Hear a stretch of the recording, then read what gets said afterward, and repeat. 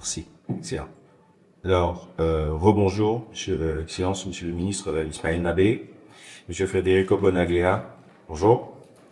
Monsieur Federico Bonaglia est le directeur adjoint du Centre de développement de l'OCDE. Il va nous accompagner sur ce panel, sur ce podroom pour discuter un peu de la Guinée. Alors, nous venons de voir un peu la présentation du projet Simandou, mais avant tout propos, j'aimerais demander au ministre Nabé, on dit souvent que le programme Simandou serait à la Guinée ce que la découverte du pétrole a été au pays du Golfe. Que pensez-vous de cette assertion et concrètement, pouvez-vous revenir de manière plus détaillée sur le programme Simandou, ce que ça apporte ou ce que ça pourrait apporter déjà à l'État guinéen, aux populations guinéennes et surtout à ceux qui sont dans la salle, qu'est-ce qu'ils peuvent attendre, quels sont les investissements qui peuvent attendre du programme Simandou pour susciter ne serait-ce que leur appétit sur ce programme Simandou. Merci beaucoup. Bonsoir à tous et à toutes. D'abord, je ramène le compliment du peuple guinéen, aux frères peuples de Belgique, mais aussi aux organisateurs de ce grand programme qui est extrêmement important de notre point de vue pour venir parler de l'Afrique, de parler de nos pays. La Guinée, c'est un pays qui est situé en Afrique de l'Ouest, un pays qui est, comme je disais ce matin, il y a plusieurs Guinées. Il y avait Guinée équatoriale, Papouasie-Guinée, Guinée-Bissau. Je dis souvent la Guinée originelle, qui n'a pas de jour sur lui, donc c'est la Guinée. Donc au-delà de cela, la Guinée, c'est un pays qui est minier, mais aussi un pays agricole, mais un pays hydraulique. Parce que plus on appelle la Guinée le château de l'Afrique occidentale. La plupart des rivières prennent leur source en Guinée.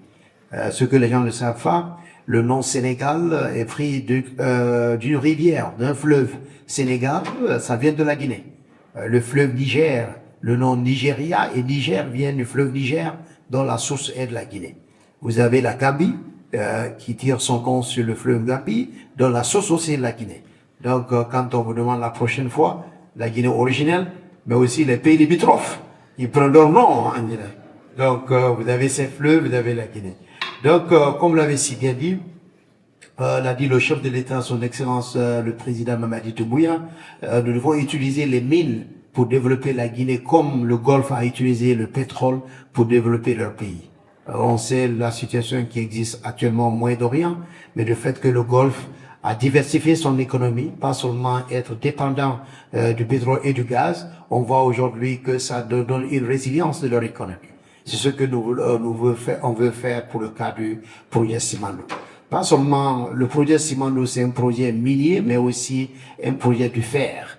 La Guinée, il y a de la bauxite. Il y a plus d'une dizaine de compagnies qui font les opérations bauxitiques en Guinée. Et d'ailleurs, l'objectif principal, c'est faire la transformation localement. L'année dernière, on a eu le lancement de 2 travaux de construction de raffinerie de bauxite en aluminium. Maintenant, pourquoi Simandou? Parce que Simandou, ça fait plus de 50 ans, on n'a pas. C'est 2 blocs, c'est 4 blocs qui fait frontière par le du sud de la Guinée. C'est 4 blocs, 2 blocs avec Rio Tinto, 2 autres blocs avec les entreprises chinoises. Le président a pris une décision souveraine et aussi responsable.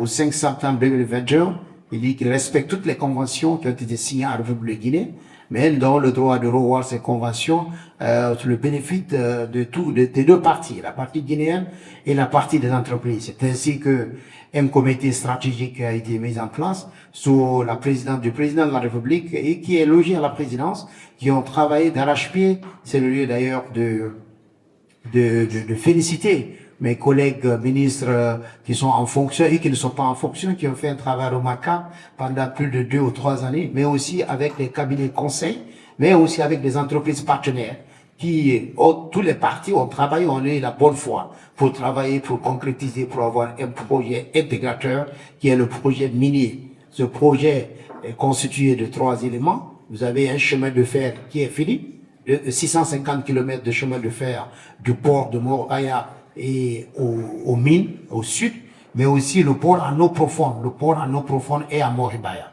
C'est le chemin de fer. Le port, c'est multi-utilisateur, multi-nodal. Ça veut dire que on peut utiliser au-delà des mines, on peut faire des passagers, on peut faire des marchandises. Ça, c'est des opportunités à d'autres entreprises qui sont dans la salle et qui sont un peu partout en Europe.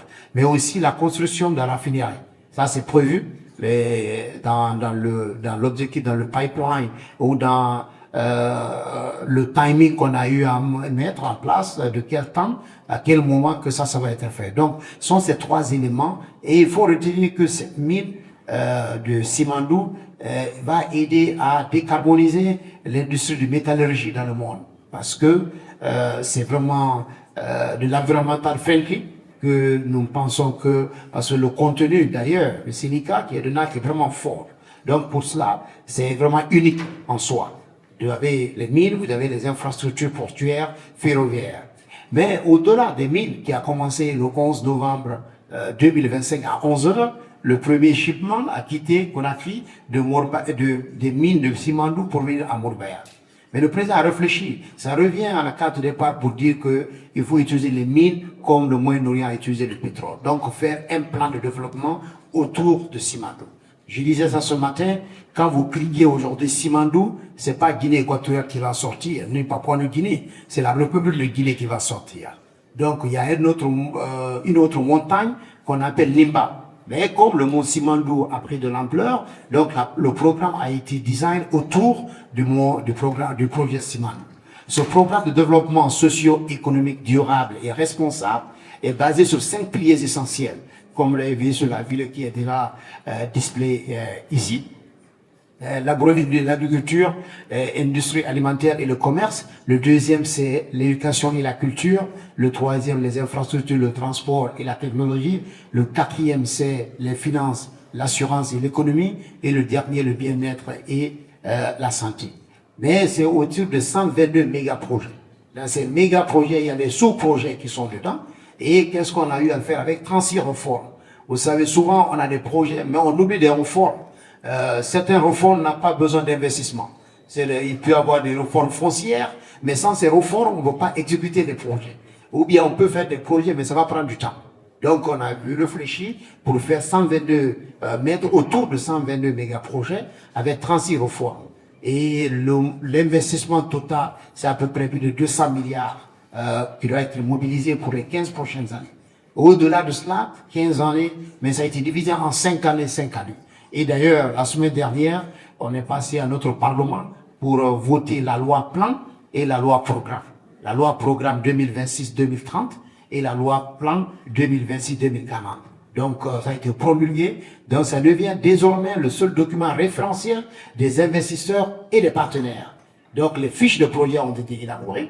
Donc, les 122 méga-projets, types de projets, quels sont les montants. Donc, ça, c'est extrêmement élaboré. Mais la première phase est extrêmement importante parce que ça donne la crédibilité de ce programme de développement. Donc, nous avons parmi les 200 milliards, nombreux 65 milliards qui devaient être mobilisés pour les premières 5 années. Mais la bonne nouvelle est ceci, 20 milliards déjà du projet Simandou est inclus dans le programme Simandou. Ça veut dire 20 milliards est déjà CAPEX, qui est déjà presque, le projet est quasi finalisé. Donc, nous devons mobiliser 45 milliards les 5 prochaines années. Pour mobiliser ces 45 milliards, nous avons des projets structurants qui sont déjà autour des différents secteurs des différents piliers, mais autour de 14 projets, 14 secteurs essentiels. Et c'est extrêmement important parce que les fiches sont disponibles qui peuvent permettre de demander à nos partenaires pour venir investir en Guinée. Mais il faut retenir que les 200 milliards dont on fait allusion, c'est distribué de manière extraordinaire parce que plus de 40% doit être financé par le secteur privé. D'où la conversation que nous avons aujourd'hui, parce que quand vous prenez 40% et à peu près 20% venant du budget de l'État, à peu près 15% vient de fonds souverains et à peu près 17% qui viendra des partenaires techniques et financiers. Donc, les 20 milliards, plus de 20 milliards a été divisé par rapport aux différents partenaires de certains pourcentages. Donc, le secteur privé est extrêmement important, que ce soit des projets privés ou des projets PPP, partenariat public et privé. Donc, en résumé, le programme Simandou 2040, vous avez 5 piliers essentiels. Nous avons, au-delà des 5 piliers, 122 méga-projets, 36 réformes, mobilisés plus de 200 milliards pour les 15 prochaines années. Mais les 5 piliers, quels sont souvent les pays, les gens nous posaient la question, les 5 piliers, on ne voit pas les mines, on passe qu'on parle des projets miniers. C'est savamment réfléchi que les projets, c'est des projets qui sont vraiment intégrés parce que les mines, les infrastructures sont dans les mines. Mais il faut retenir aussi qu'il y a la fondation de ce programme Simandou. C'est la souveraineté et la bonne gouvernance. Donc la souveraineté, c'est la justice, la sécurité et la défense. Parce qu'on peut avoir tous ces beaux projets, parce que si on n'a pas la bonne gouvernance, la lutte contre la corruption, la justice, aucun investisseur ne va venir investir dans notre pays. Donc il faut arrêter, comme je l'ai dit tantôt, les fondations et le capital humain. Pour nous, le capital est extrêmement important, d'où la création de Simandou Academy, qui est tiré du pilier 2, Simandou Academy. Il faut retenir aussi que le projet Simandou, plus de 25% des revenus vont être utilisés pour l'éducation, soit envoyer les talents, les lauréats guinéens pour aller étudier, ou former des formateurs, mais aussi construire des infrastructures éducationnelles en République de Guinée. Donc, ce sont ces éléments de notre point de vue du programme. Mais le dernier point, c'est les catalyseurs du programme Simandou. Vous savez, souvent on fait les plans de développement, après on va aller faire des tables rondes pour faire des annonces, mais la plupart du temps, les tables rondes, les annonces, ça ne vient pas. Donc on a réfléchi dès le départ pour il faut avoir des catalyseurs. Donc l'un des catalyseurs du programme Simandou, c'est le projet Simandou lui-même. Le deuxième catalyseur, c'est la notation souveraine. La Guinée n'a jamais eu depuis l'indépendance. Donc on a travaillé avec nos amis de Rothschild, et on a discuté avec les agents de notation, que ce soit Moody's, Fitch et S&P. Donc, on a retenu Fitch et S&P. Donc, la première notation inaugurale que la Guinée a eue, qui était extraordinaire, c'est B+, avec perspective stable. 6 mois plus tard, on vient de faire, il y a 10 jours, la revue de cette notation. Donc, on est monté d'un cran, B+, mais avec perspective positive. Et nous pensons déjà que 6 mois plus tard, parce que, qu'est-ce qui s'est passé cette fois-ci? Les réserves de change de la Banque centrale, lorsqu'on élaborait le programme, n'étaient que peut-être 1 mois. Aujourd'hui, nous sommes à 4 à 6 mois de réserve au niveau de la Banque centrale. C'est que la monnaie guinéenne est devenue plus forte que plusieurs monnaies de la sous-région. Donc, notre stabilité macroéconomique est plus forte aujourd'hui parce que on vient de faire le rebasage de notre produit intérieur brut. C'est la deuxième fois qu'on fasse le rebasage de notre économie. Aujourd'hui, notre produit intérieur brut a augmenté de 51,2%. C'était 20 milliards estimés, nous sommes à 36 milliards. La deuxième en Afrique de l'Ouest francophone. Et notre inflation est baissée de 7% à 3%. La dette au PIB, aujourd'hui, n'est que 29,9% qui était à l'époque 40%. Donc ces indicateurs vous montrent à suffisance que les indicateurs sont vraiment ouverts. Et ce qui nous a permis d'aller voir cette notation. Et le troisième catalyseur, c'est la création du fonds souverain. Les fonds souverains, le fonds souverain sera pas seulement sur les rentes minières, mais les rentes non minières. Nous avons notre cher frère ici qui discute et nous donne des conseils de temps en temps pour vraiment essayer de avoir un fonds souverain robuste, intergénérationnel aussi, qui va nous permettre de faire des financements, des projets, mais aussi pour les générations futures.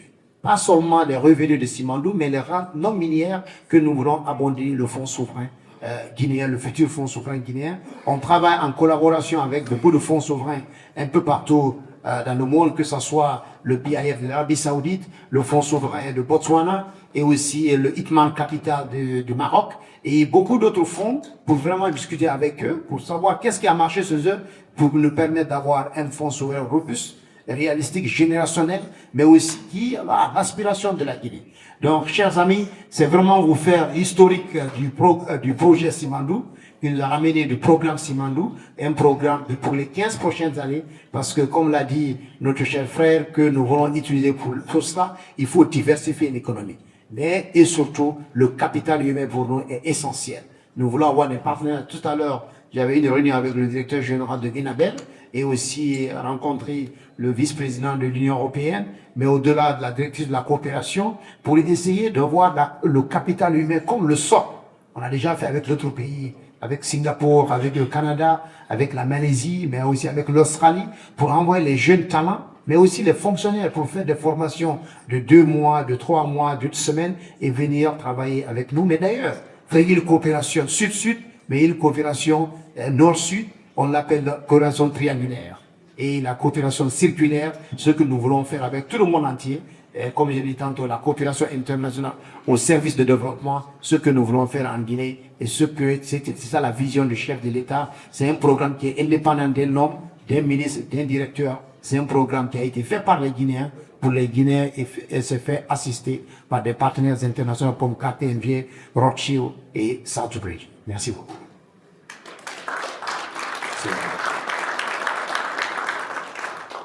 Merci, Monsieur le ministre. Alors, après cette belle présentation de la Guinée, je vais poser une question à notre deuxième panéliste sur la Guinée. On vient d'entendre être un corridor de développement, un corridor commercial, un corridor d'intégration. Quelle est la vision de l'OCDE? Que pense l'OCDE du programme Simonto? Merci. Merci beaucoup. Bon après-midi. Tout d'abord, il faut dire que frère le ministre porte bien son nom, Ismaël. Comme vous savez peut-être, Ismaël veut dire Dieu va entendre. Et je pense que là, on a tout très bien entendu. Et je voudrais féliciter justement Monsieur le ministre parce que nous nous sommes rencontrés il y a 3 ans là-bas la dernière fois. Et il était démarré ces grands projets. Et je dois vraiment le féliciter parce que j'ai vu les ministres porter ces projets, aller rencontrer tous les différents partenaires et c'est vraiment un bon état. Et je voudrais dire pourquoi, pour nous, la réussite de la Guinée est très importante pour le pays guinéen, mais pour l'Afrique aussi et pour l'Europe. La Guinée, comme le ministre a dit, est un pays où tout pousse. Tout ce qu'il faut. Les minéraux, l'agriculture, l'organisation stratégique. Donc, c'est un pays qui a un énorme potentiel. Et c'est un pays qui s'assoit maintenant beaucoup l'attention internationale. Donc, nous avons tous l'intérêt à que les projets soient réussis. Parce que si la Guinée réussit, c'est une réussite aussi pour un nouveau modèle de partenariat et pour la sous-région, plus d'opportunités que ceci va créer en termes de liens de chaîne régionale et d'intégration aussi entre les régions. Maintenant, quels sont les facteurs qui vont, à notre avis, déterminer la réussite de ces projets? On le savait ce matin dans notre panel. Ce n'est pas la première fois qu'un pays africain, ou l'Amérique latine, ou d'Asie, essaye de tirer profit de ses ressources minières et naturelles. Parfois ça a réussi, parfois ça n'a pas réussi. On a même créé ces mots de dash disease pour l'impact sur les taux d'échange. On a souvent parlé aussi des problèmes liés à la gouvernance.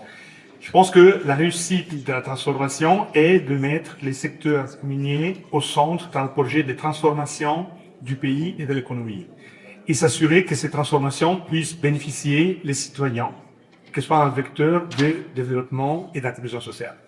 Et pour que ceci soit possible, je pense que c'est nécessaire, en premier lieu, de investir dans le développement des capacités étatiques et dans les compétences, les skills, chose que vous avez dû dire. D'abord, c'est une de premiers contraintes que nous rencontrons quand nous faisons des analyses. Il y a plus sur le secteur de l'énergie renouvelable, par exemple, souvent on dit qu'il n'y a pas suffisamment de compétences, de skills pour que les secteurs puissent réussir. Deuxièmement, il y a un aspect de politique publique et il y a la question du risque. Nous savons que les pays africains ont énormément de potentiel, mais le capital ne va pas vers les pays africains. Dans des études que nous avons faites, nous avons vu que 80% des projets infrastructurels en Afrique n'arrivent pas à aboutir. Par contre, les projets qui aboutissent ont un très faible taux de faillite, moins de 2%. Donc, c'est un paradoxe. Et souvent, ce paradoxe est lié à une question de manque d'information et de mauvaises appréciations de risques et des opportunités. Donc, je pense que là aussi, c'est très important de continuer dans ce processus de transparence et de impliquer différents partenaires et de leur donner plus l'information nécessaire.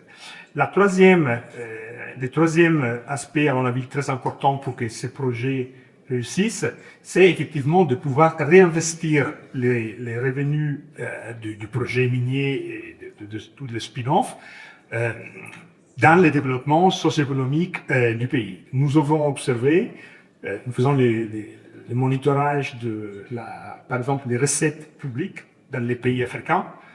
Aujourd'hui, la moyenne des pays africains, les revenus sur le produit intérieur brut est à 16%, contre une moyenne dans les pays de l'OCDE de 34%. Donc, il est urgent de continuer dans la mobilisation de ressources domestiques, dans la transformation de systèmes d'imposition, pour que ces systèmes d'imposition puissent financer les services publics, la protection sociale, l'assurance maladie, l'éducation. Et je pense que il y a des marges là pour faire des progrès. Et maintenant, on a dit que c'est un projet très important, que la réussite de ce projet est importante pour la Guinée, pour l'Afrique et pour les partenaires. J'ai un peu dit quels sont, entre avis, les ingrédients de réussite, qu'est-ce qu'il faudrait faire. Qu'est-ce qu'il a l'OCDE à faire là-dedans? Le ministre avait lu d'y inclure récemment en novembre un autre forum économique sur l'Afrique, dans lequel il nous a présenté justement les objectifs de son gouvernement. Et il nous a demandé de s'associer à notre sens de développement pour pouvoir bénéficier de l'expertise technique et du partage d'expériences dont nous bénéficions. Le centre de développement de l'OCDE inclut 57 pays, des pays de l'OCDE, mais aussi des pays qui viennent d'Afrique. Il y a 13 pays d'Afrique. Le dernier, la Mauritanie, s'est joint à nous. Il y a de nombreux pays d'Amérique latine, de nombreux pays d'Asie. Et donc, nous facilitons un partage d'expériences dans les différents domaines, notamment dans l'accompagnement de pays qui souhaitent transformer leur économie. Nous allons commencer bientôt à travailler avec l'Afrique du Sud, après l'avoir fait avec le Togo et l'Égypte, mais aussi les pays qui veulent identifier un parcours de réforme et pouvoir bénéficier de l'expérience d'autres pays pour ce qu'en anglais on appelle la political economy of reform.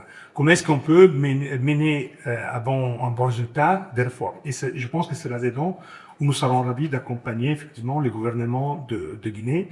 Et laissez-moi conclure en me connectant au point de ce matin dans les panels où on parlait aussi de European Critical Mineral Acts et de la nécessité, de la volonté des pays européens un nouveau type de partenariat avec les pays africains.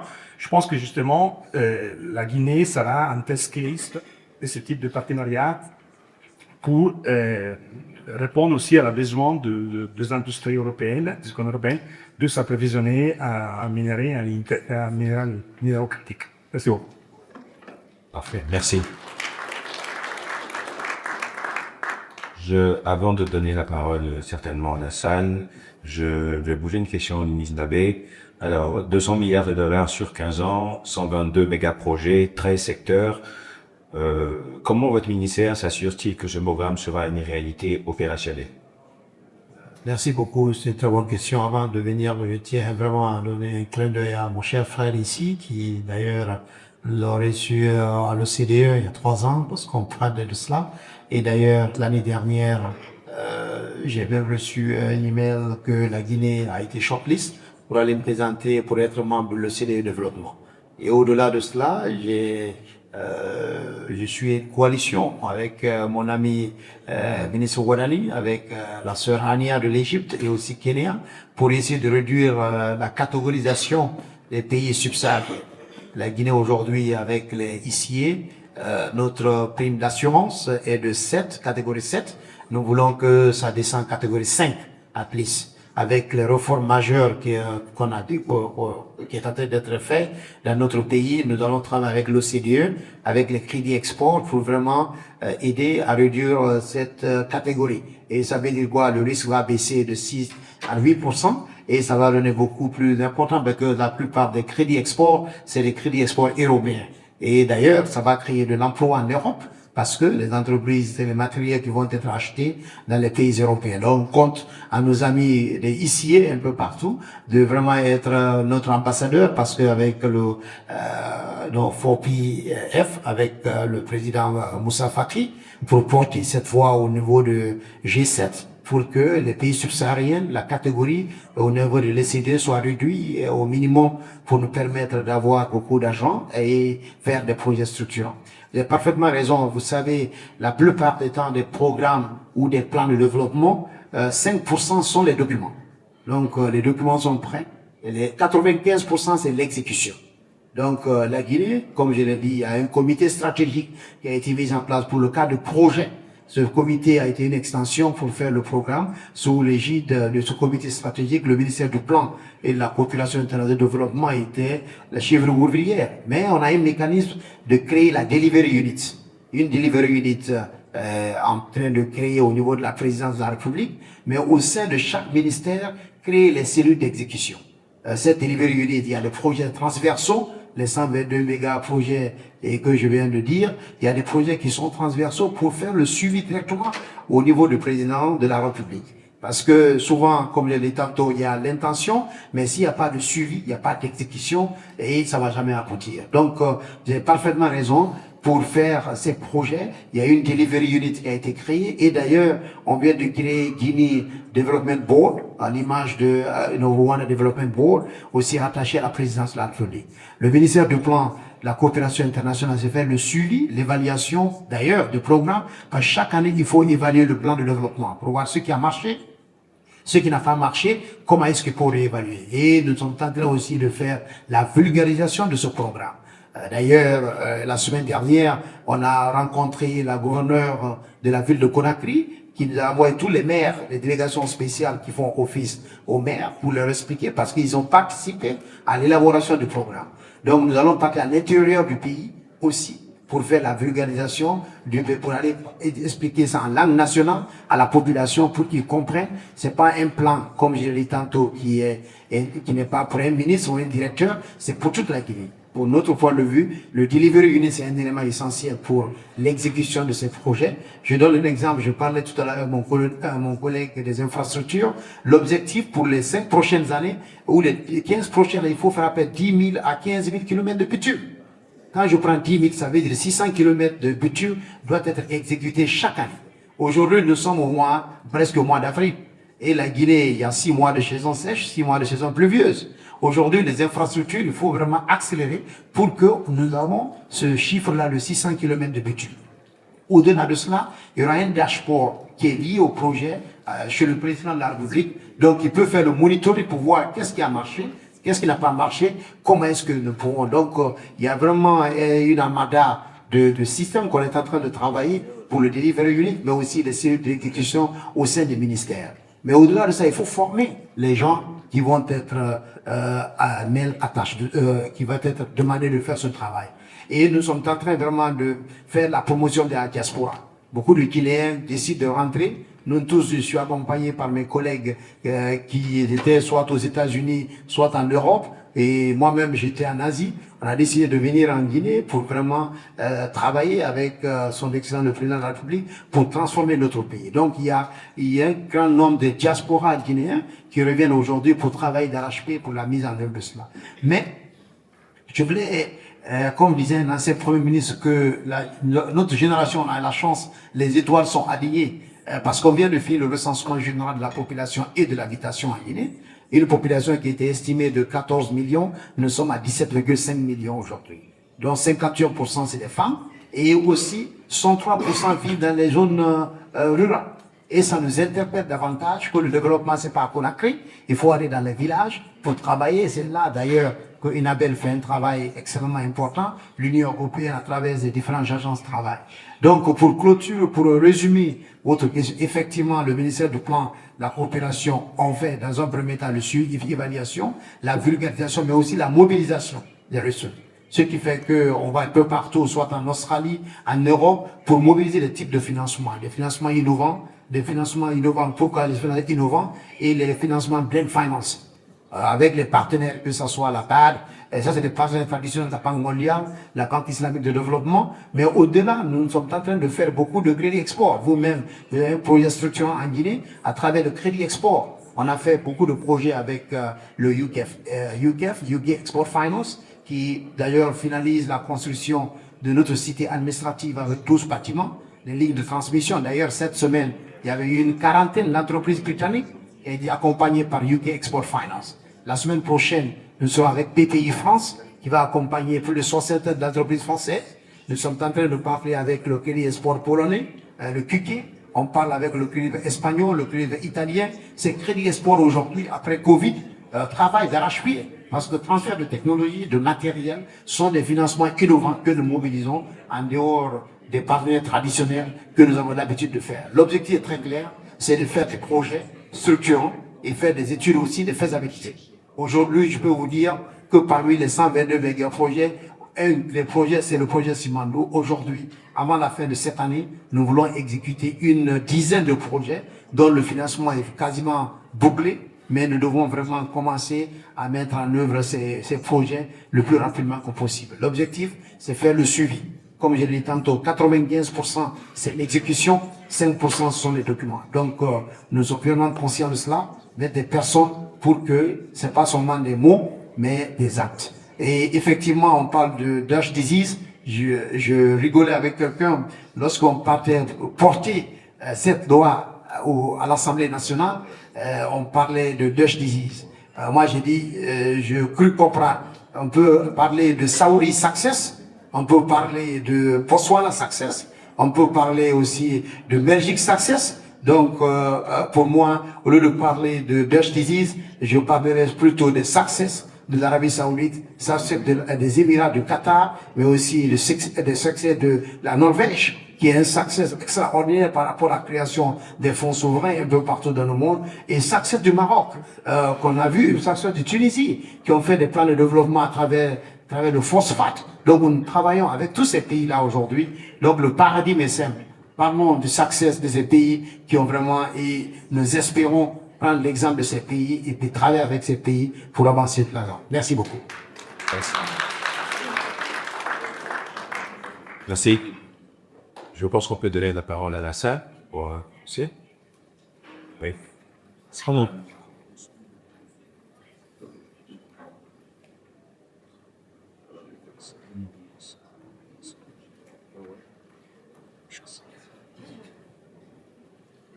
Bonjour, donc Awa Chamas, président de Gulf Consulting, j'ai eu l'occasion, l'honneur de rencontrer M. le ministre et surtout le mandat, ce qu'elle a dit, ça m'a vraiment beaucoup plu. Et j'ai beaucoup aimé aussi la comparaison avec le pétrole, il y a une cinquantaine d'années, et maintenant votre nouveau projet. Et surtout, ces projets-là, c'est vraiment, c'est magnifique, ce sera vraiment l'image de toute l'Afrique et de tout le monde. Et moi, j'aime bien aussi l'idée de travailler trilatéral, donc entre l'Afrique, les pays du Golfe et l'Europe. Ce que j'ai fait donc comme bureau Eurogulf Consulting. Et je voudrais poser une petite question. Donc, avec ces projets-là, vraiment immenses et vraiment, ça donne beaucoup d'espoir pour la formation, pour l'emploi et aussi pour l'énergie. Et surtout, je voulais poser sur comment vous utilisez l'intelligence artificielle pour les crédits carbone et aussi pour le traitement des déchets. On sait bien, bon, moi j'ai un panel à Davos il y a 2 mois, on a parlé sur l'intelligence artificielle et le crédit carbone. Donc on a gagné, ils ont gagné beaucoup d'argent, ils n'ont pas fait beaucoup de choses. Ils ont plutôt travaillé sur le volet, mais pas sur les normes pour le crédit carbone et améliorer l'environnement. Est-ce que vous avez mis quelque chose en place pour faire face à ça? Et nous, comme bureau, on est vraiment prêts à travailler avec vous. C'est vrai, vous avez cité l'Union européenne, c'est très bien, avec Enabel et tout ça, mais aussi des bureaux ou des associations ici en Europe ou en Afrique, on peut travailler aussi ensemble dans le FOU pour travailler là-dedans. Et merci beaucoup. Merci beaucoup, c'est une très bonne question. Je vous donne 2 exemples. Vous savez, quand on a parlé de technologie, je parle du cas des infrastructures.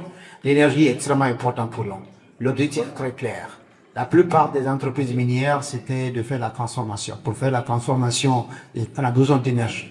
Donc, une énergie verte, une énergie qui peut vraiment nous aider, d'autres sources d'énergie que nous devons travailler. Les 15 prochaines années, nous devons à peu près 10 gigawatts qu'il faut mobiliser. Donc, il y a une opportunité dans ce cadre-là. Et par rapport à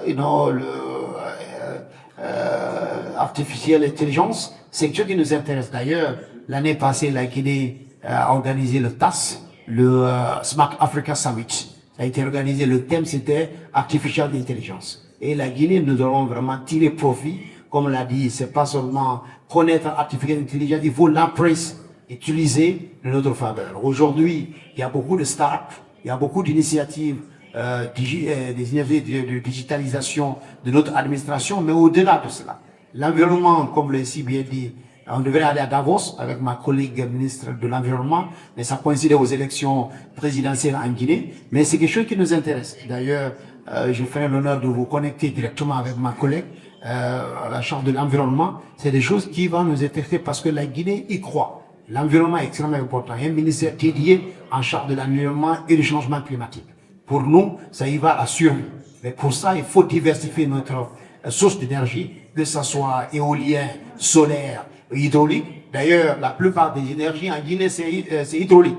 On a à peu près produit à moins plus de 1200 mégawatts. J'ai te prends 2 barrages. Nous sommes en train, il y a 2 barrages d'Arita Swapiti. On est en train de finaliser un autre barrage en Aria. Une partie c'est le solaire, une partie c'est l'hydraulique. Et d'ailleurs, la semaine prochaine, nous allons signer un autre barrage qu'on appelle FOMI. Ça va aider à l'irrigation agricole.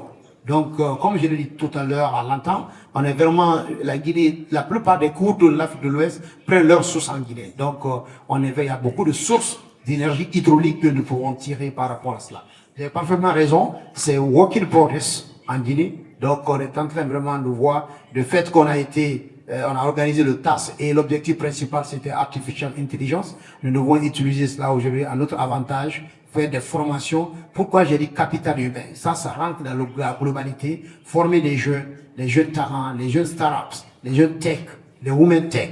Tous ces éléments-là rentrent dans notre écosystème actuellement. D'ailleurs, dans le programme Simando, l'infrastructure de télécommunications, et il doit être investi à peu près 2,3 milliards pour le projet. Donc tout ça, j'ai pas voulu rentrer dans le détail des chiffres, mais pour vous dire le niveau de level de notre commitment pour vraiment développer. Et d'ailleurs, c'est les PPP qu'on peut vraiment développer dans ce genre de système au niveau de la technologie. Et le pilier 3, c'est à peu près 100 millions de dollars. Infrastructure, transport, technologie, ce qui prend la totalité de plus de 200 milliards. Donc on doit chercher 100 milliards qui doivent être investis dans ce pilier essentiel. On prend bonne note avec vous, qu'on va vous mettre en contact, et c'est un plaisir de vous recevoir une fois encore à Conakry. Merci beaucoup. Merci beaucoup et faisons de l'Afrique le poumon du monde. Merci. Merci. Je lance.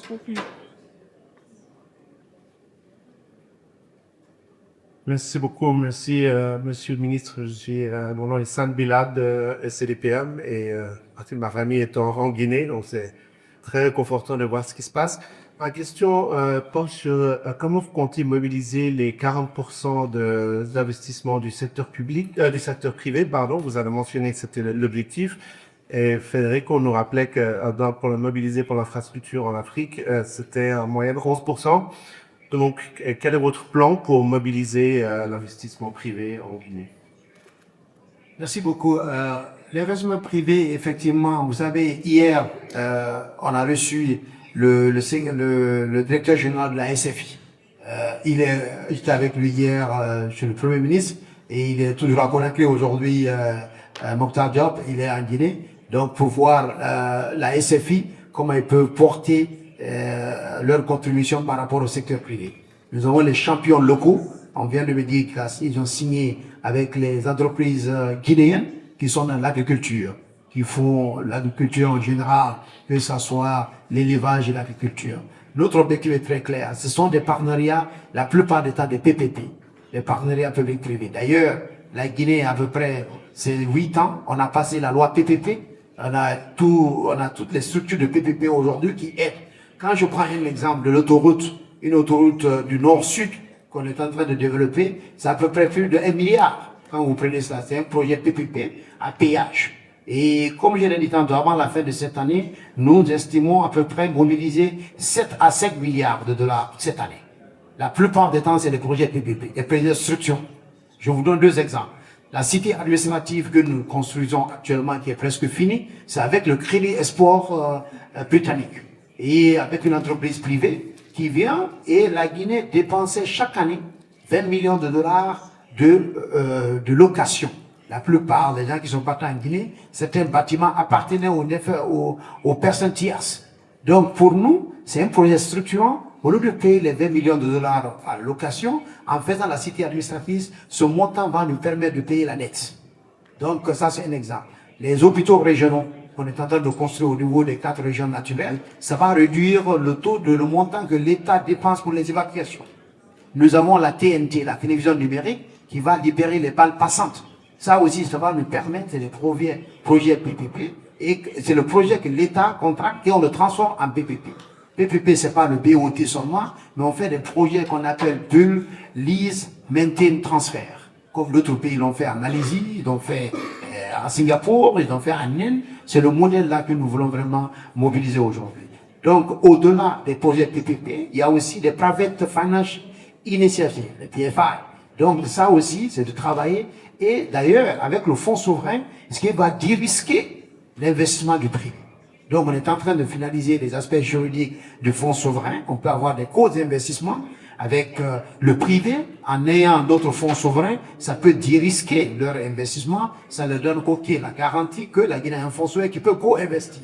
Et d'ailleurs, on est en train de travailler avec nos amis de ITMA Capital du Maroc, mais aussi avec le PIF de l'Arabie Saoudite et d'autres fonds souverains pour faire des co-investissements dans le secteur privé et transformer au plus tard des PPP.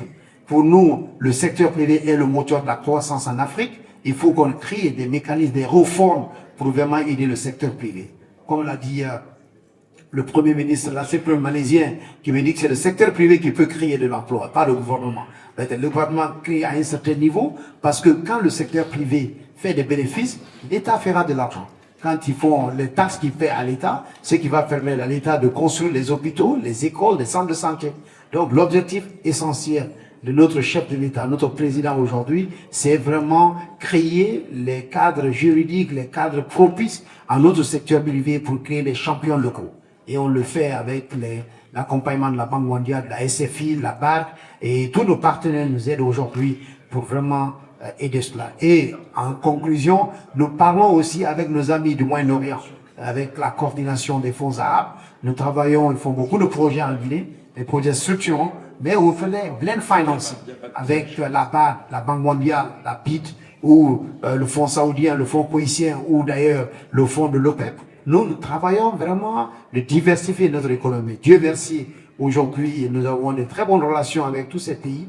Et comme je l'ai dit, l'accord, un partenariat triangulaire, ça peut dérisquer, ça peut donner l'appétit, ça peut aussi faire partage l'expérience. Donc, cher monsieur, c'est ce que nous pensons. Et aujourd'hui, nous avons d'abord le projet Simandou, 20 milliards de CAPEX. C'était privé.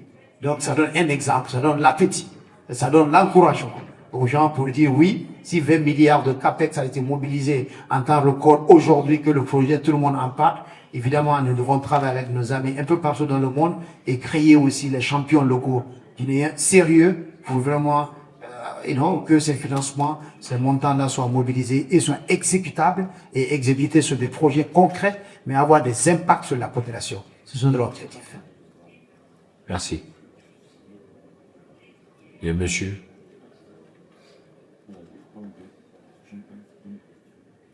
Monsieur le ministre, bonjour et félicitations. Vous avez dit 95% sur le terrain, 98% même, vous l'avez dit. Les bureaux et dossiers, 40% essentiels sur le terrain. Le terrain, ce sont les collectivités territoriales. Quel mécanisme avez-vous en place pour que ces 95% soient quelque chose que ces collectivités voient et dans lesquels ils sont pleinement associés? Merci, très bonne question. D'ailleurs, comme je disais, lorsque l'ancien Premier ministre et les étoiles sont alignées, au fait, au ministère du Plan, après 40 ans, on est en train d'élaborer les chemins régionaux de développement. Donc, on vient d'être lancé il y a 2 semaines pour que, vous l'avez prévu, chaque fois qu'on fasse des plans, on s'arrête dans la capitale et les gens administratifs n'ont rien à voir dedans. D'abord, le plan Simandou a été élaboré en collaboration avec eux. On a fait appel aux préfets, aux gouverneurs qui nous ont ramené les besoins, mais avec le chemin régional de développement. Les SRAT, on les appelle les SRAT, chaque préfecture, chaque région doit avoir leur plan de développement. Donc on appelle les PDL, le programme de développement local. Donc c'est ce qui se passe dans ce plan, ce qui va aborder le programme de manière générale. Vous avez parfaitement raison, nous sommes en train de travailler, comme je l'ai dit tantôt, les semaines, les jours à venir. Je dois aller à l'intérieur du pays, dans les sous-préfectures, dans les préfets pour leur dire ce que vous nous avez dit, on a incorporé ça dans le plan de développement. Et d'ailleurs, ces strates-là, vous le savez très bien, il y a 40 ans, Il y avait des endroits dans un village, il y avait des rivières. Avec le changement climatique, ça n'existe plus. Il y avait des pistes rurales, ça n'existe plus. Donc il faut redéfinir complètement ces chemins régionaux de développement. Et c'est ça l'objectif principal. Envoyer le développement à la base. Et d'ailleurs, l'année passée, on a fait 2 immersions gouvernementales.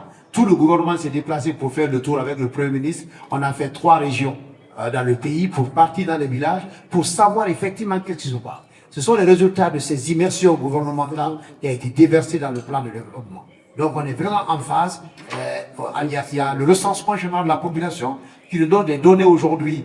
Combien chaque sous-préfecture aujourd'hui, chaque district aujourd'hui, on connaît combien de personnes y existent, combien d'habitations y existent. Il y avait 14 ans, on ne connaissait pas. Mais si vous ne connaissez pas la composition de la population, quel type de développement vous allez y envoyer? Combien de familles existent? Combien de jeunes d'âge? C'est ça que les développements qu'on envoie dans ces zones-là, c'est vraiment précis, approximativement pour dire quel type de l'école, quel type de centre de santé que nous allons le faire. Donc le recensement nous a permis pour faire la cartographie globale du pays. Et au-delà de ça, nous avons des strates au milieu, les chemins régionaux de développement. Et troisième cadre, c'est le plan de développement qui est un plan global. Donc, une bonne question. On y travaille là-dessus. Donc, on va continuer. Sans cela, comme je l'ai dit tantôt, 103% de la population à l'intérieur du pays. Ça y va, la stabilité d'ailleurs du pays.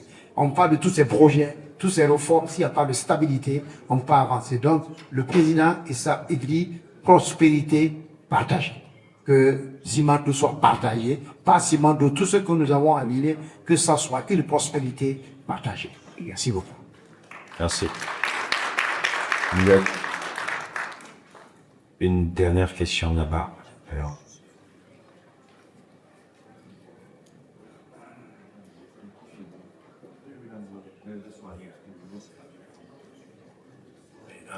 Bonjour Monsieur le Ministre, Pierre Nadji.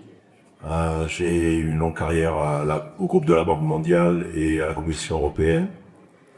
Aujourd'hui, je me spécialise dans la mobilisation de financement du secteur privé à travers des opérations de marché de capitaux et notamment des innovations dans le de-risking. Je suis très content de voir que vous êtes en partenariat avec la BAB, notamment la visite de Mac Tarbier qui est un ami de longue date. Ma question est surtout, avec tout, selon mon information, de nous communiquer la dimension du projet. Est-ce que vous avez envisagé de voir une approche programmative au niveau des émissions obligataires et quel mécanisme de co-garantie, par exemple? Nous travaillons là-dessus, donc c'est pour ça que je vous pose la question. Parfaitement raison. Juste, je pense en 2 minutes. Donc ça, vous avez parfaitement, on est en train de travailler là-dessus.